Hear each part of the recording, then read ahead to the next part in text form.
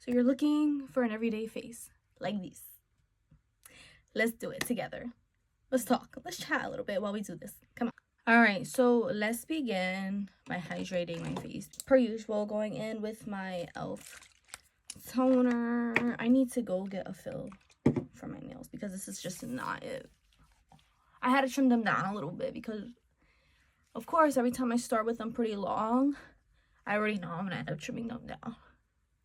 Yeah, but anyway, I'm gonna take this moisturizer. You already know my favorite moisturizer. If you haven't tried it, highly recommend. This one was only $10 in Target. It's like the small version, and you get a lot, so it's worth it because it's not like you're putting on a whole shit ton every single day. I mean, I don't know about y'all, but I don't really use a whole bunch.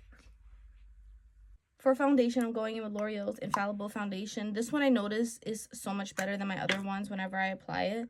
I'm just going to take a few pumps on the back of my hand, warm the product up a little bit, and just do this.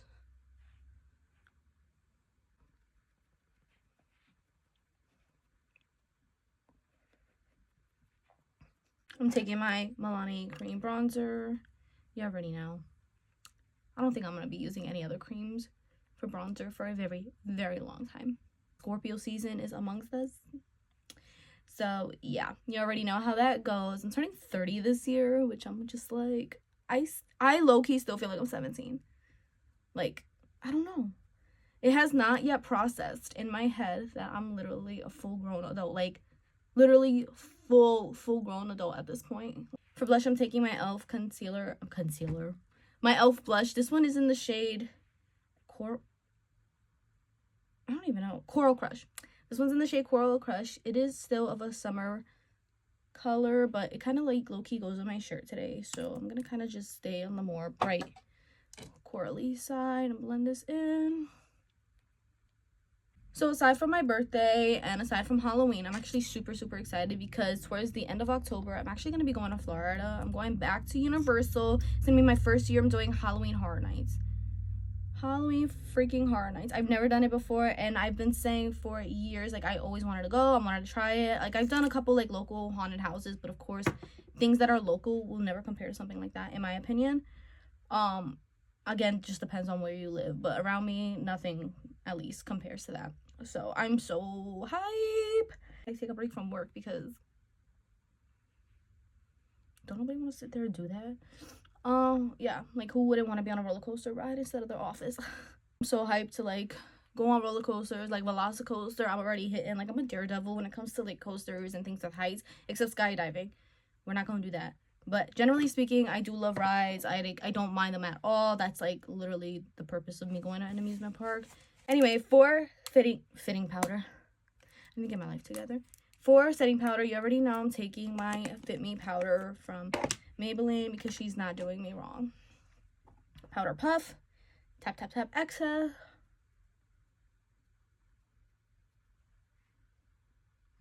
And just make sure you do this before it starts to crease under the eye. After fighting for my life to try to get this open with nails, I'm taking the Maybelline Make It Last setting powder. This is so good, and I have not seen many people talk about it, but I feel like this is truly one of the products that makes my makeup look super flawless.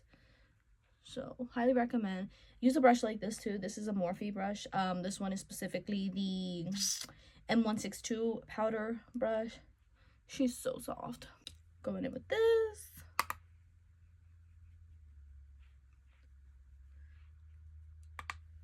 For blush, just again to keep the coral theme going, I'm going to take the Sweet Cheeks matte blush from NYX, and this is in the shade Daydream. This is one of my favorite blushes of all time. And I'm just going to go on the apples and like under my eye. I actually have been loving the way that looks recently. If you're not a blush girly, you could definitely skip this step, but I became a blush girly like hardcore. That was definitely not something I'd say a couple years ago. But now, so recently I haven't been having any luck with concealers on my eyelids. Like, my eyelids, I guess, are just super oily. Like, no matter how many times I set it, how much powder, it just ends up creasing. So I'm just gonna go in with my OG. This is MAC's Soft Ochre Paint Pot, and I'm just gonna take a little bit on this brush. I'm just taking any random blending brush I have. And just pop that right in the crease. Kind of evens everything out. You already know I'm going in with my favorite mascara. This is the Bubble Colossal Mascara. I did buy another one from Essence. I bought another one from Essence a few days ago, like last week or so. And I needed one because I forgot to put this in my bag when I came out of my eye appointment. And it wasn't good. It wasn't good. It was actually very, very drying. I mean, for $4, what do you expect? But, like, I've tried very, very inexpensive mascaras before. And I've had better experiences. So that one was just not it for me. For the lips, you already know. Same lip routine that I've done in my last few videos. Morphe's Trendsetter Lip Liner.